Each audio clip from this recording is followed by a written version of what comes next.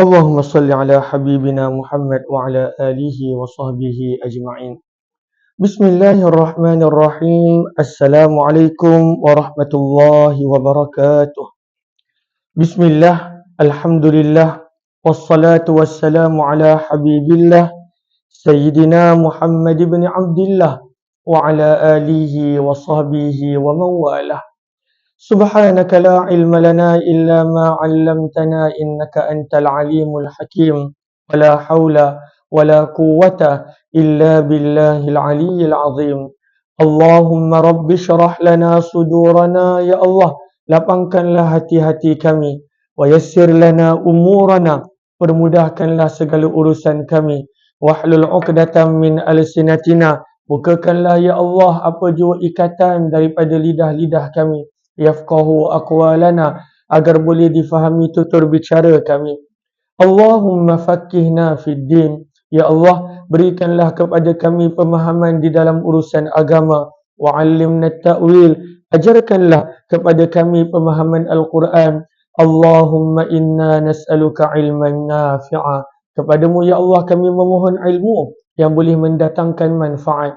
Wa rizqan wasi'an tayyibah, rezeki yang luas, melimpah ruah lagi halal bersih suci. Wa amalan mutaqabbala, amalan yang diterima. Wa shifaan min kulli da', dan sembuh daripada segala jenis penyakit. Amin amin ya rabbal alamin.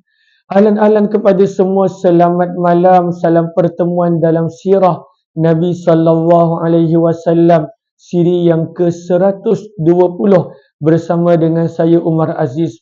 Setiap malam kita cuba untuk istiqamah pada jam 11 malam, berkongsi, bercakap, bercerita tentang insan yang paling mulia, yang merupakan Habibullah, kekasih Allah, dan sepatutnya orang yang paling dicintai oleh orang beriman. Itulah baginda Nabi Muhammad bin Abdullah sallallahu alaihi wasallam. Ahlan-ahlan kepada semua Senin, begitu juga Khatina Ma'ngah, Sofiza 65 Hariyati, terima kasih banyak-banyak untuk gift. Moga Allah balas dengan sebaik kebaikan dan ganjaran. Ahlan-ahlan Kak Rosina Cikman, Mama Yah Hashim, Riz, Nur Asikim, Sabariyah Surin, Abu Kasih di hujung senja, Riz, dan juga sahabat-sahabat yang lain. Saya minta maaf, petang tadi saya tak sempat nak buat perkongsian penawar hati, mana sebab perjalanan jam tadi daripada Senawang Negeri Sembilan nak balik ke Shah Alam, kemudian singgah dulu di Semenyih, maka tak sempat untuk buat. Namun pada malam ini, pada siri 120, kita masih lagi meneruskan perkongsian daripada kitab sirah yang sangat terkenal, kitab sirah Nabawiyah Ar-Rahiqul Maktum, karangan Syekh Safi Rahman Al-Mubarakfuri. Kita masih lagi menimbas keadaan dan suasana pada perjanjian Aqabah yang kedua, di mana orang-orang Madinah sedang mengajak Nabi untuk berhijrah ke Madinah, dan Nabi SAW meletakkan 5 syarat yang kita telah kongsikan semalam. Sebelum kita teruskan, saya nak minta dia sebaik sahabat-sahabat untuk bantu share, bantu untuk tag rakan-rakan, kongsikan. Mudah-mudahan lebih ramai yang beroleh manfaat. Maka perjanjian Aqabah yang kedua ini berlaku pada musim haji tahun 13 kenabian. Tahun 13 kenabian. Betul-betul 2 bulan lebih sebelum Nabi SAW berhijrah. Maka kita telah baca, telah datang bertemu dengan Nabi lebih daripada 70 orang Madinah yang Islam. Mereka datang menunaikan haji dan mereka memujuk Nabi SAW untuk berhijrah. Semalam kita telah baca bagaimana Nabi meletakkan 5 perjanjian, yang mana kalaulah mereka sanggup berbai'ah, berbai'ah bermaksud memberikan janji untuk taat setia, maka Nabi akan berhijrah.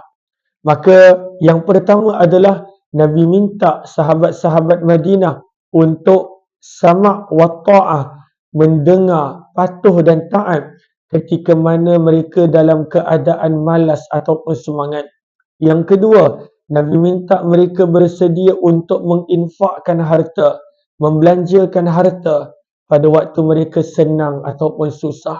Yang ketiga, Nabi minta mereka bersama-sama Nabi ajak orang buat baik dan bila nampak kemungkaran cegah. Yang keempat, Nabi letakkan syarat mereka hendaklah bersedia menegakkan agama Allah tanpa mempedulikan kecaman dan celaan orang yang suka mengecam dan mencela. Dan yang kelima, Nabi meletakkan syarat hendaklah mereka bersedia menolong Rasulullah, mempertahankan Rasulullah sebagaimana mereka menolong diri dan keluarga mereka. Masya Allah. Maka sahabat-sahabat Madinah ini bila dah dengar 5 syarat Nabi, maka mereka nak berbai'ah. Tetapi hari ini adalah tajuk kita hari ini. Bila para sahabat ni nak berbai'ah, maka orang-orang yang telah awal masuk Islam daripada kalangan mereka dua kali ingatkan, wahai orang-orang Ansar, wahai orang-orang Madinah, tolong jangan berbai'ah kepada Nabi kalaulah rasa tak mampu. Dan ini adalah sifat orang Ansar yang patut kita puji. Kita tak nak menjadi orang yang berjanji namun tidak penuhi. Kan Nabi SAW sangat tak suka orang yang berjanji dan tidak memenuhi janji. Dan itu Nabi kategorikan sebagai salah satu tanda-tanda orang munafik. Sabda Nabi SAW dalam hadis yang terkenal, ayatul munafiqi thalath. Tanda orang itu munafik ada 3. Dan salah satunya, apabila dia berjanji, dia mengingkari dan tidak memenuhi janji. Maka hari ini kita nak baca bagaimana 2 kali daripada 2 riwayat yang berbeza, maka orang-orang Ansar, orang-orang Madinah, mereka ingatkan teman-teman mereka, jangan berbai'ah, jangan berjanji kalaulah rasa tak mampu nak tunaikan. So bila janji, maka kita mesti penuhi. Lagi-lagi janji kepada Nabi SAW. Ahlan-ahlan kepada yang baru join, Muhammad Juakhir, Tokabah, ahlan-ahlan Alisa Salam, Badariyah, Muhammad Rizal Mansur, Asia Shimashim, Ustaz Fahmi, Alhamdulillah syukur sihat Ustaz. Moga Ustaz pun sihat. Siti Mariah, Nur Azian, Wiz, Zulfaizin, ahlan-ahlan kepada semua. Mohon jasa baik sahabat-sahabat yang baru join untuk bantu share, bantu untuk kongsi, bantu untuk tag rakan-rakan. Kalaulah ada yang baru join, sebenarnya sehari saya ada buat 3 kali live, tapi tak lama. Setiap live lebih kurang 30 minit. Jam 8.30 pagi, Tadabbur Al-Quran. 6 petang, Kitab Penawar Bagi Hati ataupun Qalbun Salim, syarahan dia. Dan 11 malam, Kitab Sirah Nabi SAW. Allahumma salli ala Muhammad wa ala ali wa sahbihi ajma'in. Maka kita dah tiba pada tajuk bila Nabi dah letakkan 5 syarat. Maka sebahagian orang Ansar ingatkan teman-teman mereka yang lain, jangan berbai'ah, jangan berjanji kalaulah rasa tak mampu untuk menunaikan janji tersebut. Jom kita baca hadisnya. Dalam riwayat Ka'ab, muka surat 249. Muka surat 249 daripada kitab Sirah Nabawiyah Ar-Rahiqul Maktum. Dalam riwayat Ka'ab yang diriwayatkan oleh Ibnu Ishaq menyebutkan butir terakhir sahaja daripada butiran-butiran ini.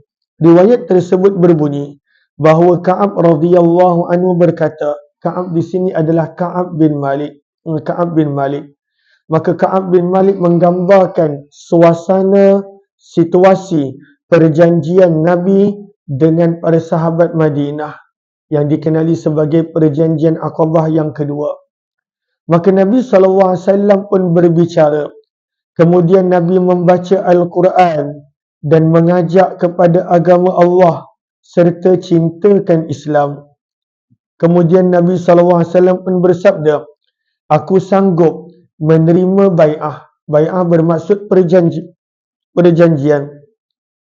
Aku sanggup menerima bai'ah kamu dengan syarat kamu sanggup mempertahankan aku sebagaimana kamu mempertahankan isteri dan anak pinak kamu. Dan isi kandungan perjanjian itu 5 yang kita dah baca semalam.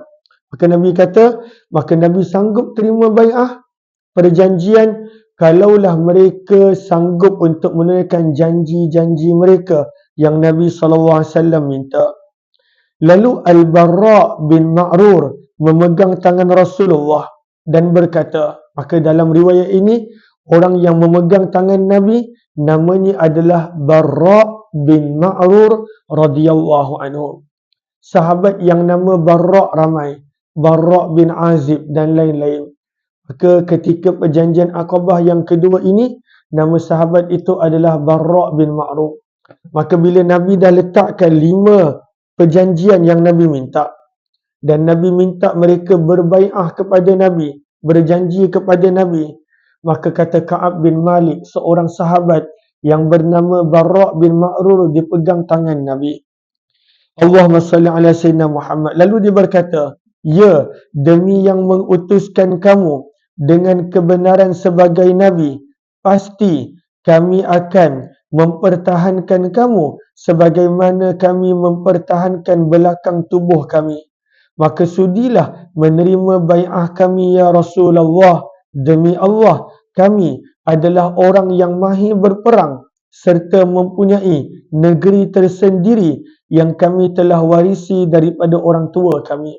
Maka daripada riwayat Ka'ab bin Malik ni kita belajar, orang yang mula-mula memberi bai'ah kepada Nabi namanya adalah Barra bin Ma'rur radhiyallahu anhu. Maka dia pegang tangan Nabi. Sebab itu kalau kita tengok dalam bai'ah, maka Nabi SAW pegang tangan. Cuma wanita Nabi tidak sentuh. Nabi tidak berjabat tangan dengan wanita. Tapi kalau dengan lelaki, Nabi SAW pegang tangan, Nabi berjabat tangan. Maka bila Nabi letakkan 5 syarat, Barra bin Ma'rur ni menjadi orang yang pertama.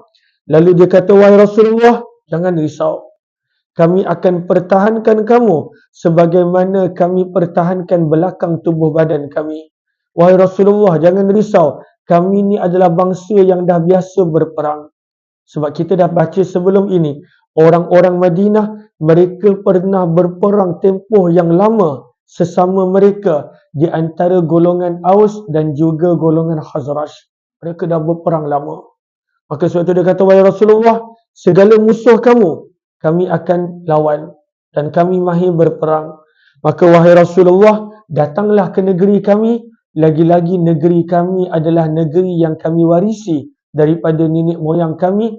Itulah Yathrib yang kemudiannya bernama Madinah Al-Munawwarah, Madinah kota yang bercahaya. Maka daripada riwayat Ka'ab bin Malik ini, maka orang yang pertama bai'ah kepada Nabi adalah Barra bin Ma'rur. Kemudian bila Barra bin Ma'rur berkata begitu, dia sanggup mempertahankan Nabi, dia berjanji untuk sentiasa bersama dengan Nabi. Maka sebelum diteruskan oleh orang lain, maka bangunlah Abul Haytham. Abul Haytham. Abul Haytham ni kita dah pernah baca dah nama dia. Abul Haytham ini datang pada muka surat yang ke-241. 241. Maka pada muka surat 241, nama Abul Haytham dah datang. Beliau adalah orang yang ada pada perjanjian Aqabah yang pertama. Maka perjanjian Aqabah berlaku 2 kali. Yang orang Ansar, orang Madinah ajak Nabi untuk berhijrah, itu perjanjian Aqabah yang kedua. Tahun sebelum itu dah pernah berlaku perjanjian Aqabah yang pertama. Dan dalam perjanjian Aqabah yang pertama, 12 orang sahabat. Dan salah seorangnya adalah Abul Haytham radhiyallahu anhu, Abul Haytham At-Tihan radhiyallahu ta'ala anhu. Dan Abul Haytham ni kita baca nama beliau dalam hadis.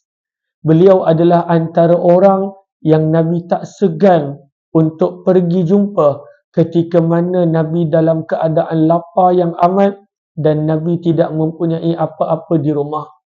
Maka kita baca dalam hadis bagaimana pernah Nabi pergi ke rumah Abul Haytham bersama dengan Abu Bakar dan Umar radhiyallahu anhuma.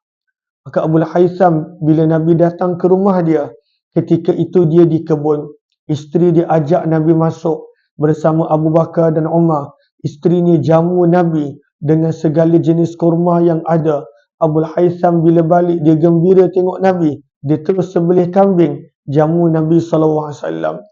Maka Nabi SAW jarang meminta apa-apa daripada para sahabat, terutamanya bab makan dan sebagainya. So Nabi tak nak para sahabat tahu kesusahan Nabi. Namun kata para ulama hadis, di antara sahabat yang Nabi tak segan dengan mereka kerana hubungan yang rapat, antaranya Abu Ayyub Al-Ansari dan antaranya adalah Abul Haytham radhiyallahu anhu. Allahumma salli ala habibina Muhammad wa ala alihi washabihi ajma'in.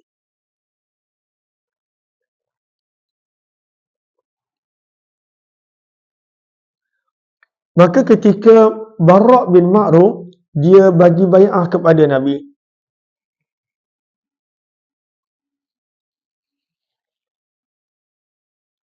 Allahumma salli ala Muhammad. Maka Abul Haytham bangun. Abul Haytham bangun. Dia bangun bukan dia nak bantah. Dia bangun kerana dia risaukan sebab mereka sebelum ini dah kawan baik dengan orang Yahudi Madinah. Kita tahu kat Madinah zaman sebelum Nabi datang, bahkan ketika mana Nabi hijrah, orang Yahudi banyak sana. Banyak orang Yahudi. Maka antara 3 kabilah besar Yahudi di Madinah ketika itu adalah Yahudi Banu Qainuqa yang paling kuat, kaya, paling banyak senjata. Yang kedua adalah Yahudi Banu Nadir dan yang ketiga adalah Yahudi Banu Quraizah. Dan setiap orang dia memang rapat dengan Yahudi yang ada di Madinah. Orang-orang Khazraj contohnya, mereka sangat rapat dengan Yahudi Banu Qainuqa dan Yahudi Banu Nadir. Sementara orang Aus, mereka sangat rapat dengan orang Yahudi Banu Quraizah. Dan orang Yahudi ni kekal ada di Madinah sampailah zaman Umar bin Khattab. Maka Umar bin Khattab adalah khalifah yang pertama, pemimpin yang pertama yang menetapkan keputusan bahawa tidak boleh ada orang yang bukan Islam pada zaman beliau yang tinggal di Hijaz, Mekah, Madinah dan kawasan sekitar. Maka dia minta semua orang yang bukan Islam untuk berpindah ke negeri lain yang berada di bawah jajahan Islam dan dia ganti tanah mereka dan lain-lain. Maka tak dibenarkan orang bukan Islam ada di kawasan Hijaz. Bahkan kalau Madinah, hamba yang bukan Islam pun tak boleh. Hamba yang bukan Islam pun tidak boleh. Namun hamba yang bukan Islam yang pertama yang Umar bin Khattab izinkan untuk kerja di Madinah, itulah hamba yang akhirnya bunuh Umar bin Khattab, Abu Lu'lu' yang berbangsa Majusi. Maka orang yang pertama menyuruh keluar daripada kawasan Madinah dan tanah Hijaz orang yang bukan Islam dan beliau kuat kuasakan adalah Umar bin Khattab radhiyallahu anhu. Zaman Nabi hanya tidak benarkan orang yang bukan Islam untuk datang menunaikan haji dan datang bertawaf di Kaabah. Tapi Umar bin Khattab beliau laksanakan kawasan yang lebih besar, iaitu Madinah, Mekah dan tanah Hijaz. Zaman kita, orang yang bukan Islam dibenarkan untuk datang ke Madinah dan itu kita nampak makin biasa di atas ketetapan pihak berkuasa tempatan. Mereka benarkan orang yang bukan Islam untuk datang ke Madinah sebagai pelancong dan lain-lain. Maka ada sebahagian orang tak selesa, tetapi mereka ambil dalil daripada pada zaman Nabi, orang bukan Islam datang ke Madinah, bertemu dengan Nabi, kemudian menziarahi Nabi dan lain-lain. Allahumma salli ala Muhammad wa ala alihi washabihi ajma'in. Maka muka surat 249, ketika Bara' bin Ma'ruf sedang berbai'ah kepada Nabi, maka Abul Haytham pun bangun dan mencelah. Beliau berkata, "Wahai Rasulullah, sesungguhnya kami dengan orang Yahudi Madinah ada perjanjian. Mereka ada perjanjian dengan orang Yahudi Madinah. Apakah kalau kami memutuskan hubungan dengan orang Yahudi, lalu kemudian Allah memberikan kemenangan kepada kamu, wahai Muhammad? Persoalannya, adakah kamu akan balik kepada kaum kamu di Mekah dan meninggalkan kami? Itu soalan dia. Dia kata, wahai Rasulullah, sekejap. Kami nak tanya satu soalan. Kami ada perjanjian dengan orang Yahudi. Itu adalah best friend kami, orang Yahudi. Tapi sekarang ini kami dah masuk Islam. Kami akan mengutamakan kamu, wahai Rasulullah. Kami sanggup putuskan segala hubungan dengan orang Yahudi. Persoalannya, wahai Rasulullah, kata Abul Haytham, kalaulah kelak engkau menang dan engkau berjaya dalam dakwah kamu, adakah kamu akan patah balik ke Mekah dan tinggalkan kami ataupun bagaimana? Sebab kami dah bagi segala-galanya untuk kamu, wahai Rasulullah. Itu soalan Abul Haytham. Apa jawapan Nabi? Maka Nabi SAW tersenyum dan Nabi berkata, ini akhlak Nabi.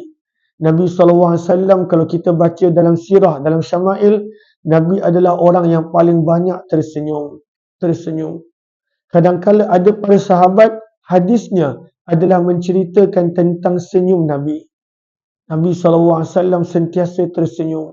Itu adalah akhlak Nabi. Sebab itu Nabi mendidik umat baginda, jangan memandang rendah pada apa-apa amalan, walaupun sekadar bertemu dengan saudara kamu dengan wajah yang gembira. La tahqiranna minal ma'rufi syai'a walau an talqa akhaka biwajhin taliq. Sebab itu Nabi SAW punya senyuman, para sahabat ingat dan para sahabat ceritakan dalam hadis. Maka Nabi tersenyum pun para sahabat cerita. Maka sebab itu kita patut mencontohi akhlak Nabi. Jumpa orang dengan wajah gembira, senyum, kerana itu pun dikira pahala dan sedekah. Maka Nabi SAW bila mendengar pertanyaan, adakah Nabi akan patah balik ke Mekah bila Nabi menang ataupun bagaimana? Walhal orang Madinah ni dah berikan segala-galanya untuk Nabi. Bahkan mereka sanggup putuskan hubungan dengan kawan-kawan mereka daripada golongan Yahudi. Ini dahsyat orang Ansar, dahsyat orang Madinah. Zaman kita, manusia lebih mengutamakan kawan kadangkala, bahkan dia sanggup korbankan agama. Ada sebahagian orang, dia sanggup utamakan kawan dan dia sanggup kebelakangkan agama. Para sahabat berbeza. Mereka sanggup memutuskan hubungan dengan orang yang menentang agama yang mereka anuti. Ahlan Pak Ngah, terima kasih banyak-banyak. Moga Allah balas dengan sebaik kebaikan dan ganjaran. Maka Nabi SAW tersenyum bila mendengar pertanyaan Abul Haytham radhiyallahu anhu. Maka Nabi menjawab, bahkan darah dibalas darah. Binasa adalah binasa bersama. Aku sebahagian daripada kamu dan kamu adalah sebahagian daripadaku. Aku akan berperang dengan siapa yang kamu perang dan aku akan berikan keamanan kepada siapa yang kamu ingin berikan keamanan. Masya Allah. Maka Nabi membalas, darah dibalas darah. Kamu adalah sebahagian daripada aku dan aku adalah sebahagian daripada kamu.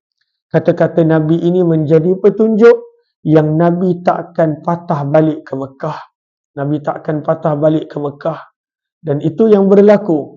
Apabila berlakunya pembukaan kota Mekah, maka Nabi SAW tidak benarkan mana-mana para sahabat yang telah berhijrah untuk kembali ke tempat yang mereka telah hijrah. Mereka boleh datang untuk haji, untuk umrah, untuk ziarah, tetapi tidak boleh untuk kembali dan menetap di Mekah. Dan itulah yang berlaku pada zaman kita. Nabi SAW dikebumikan di Madinah. Maka Nabi SAW menghargai pengorbanan yang dilakukan oleh golongan Madinah. Sebab itu kalau kita tengok hadis-hadis tentang kelebihan orang Ansar terlalu banyak.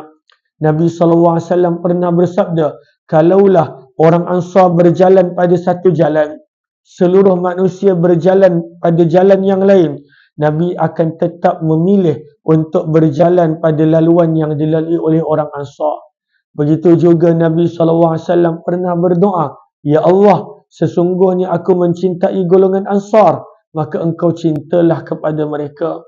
Maka ini adalah Bagaimana janji Nabi kepada golongan Ansar? Sabda Nabi SAW, darah dibalas darah. Apabila binasa, maka binasa bersama.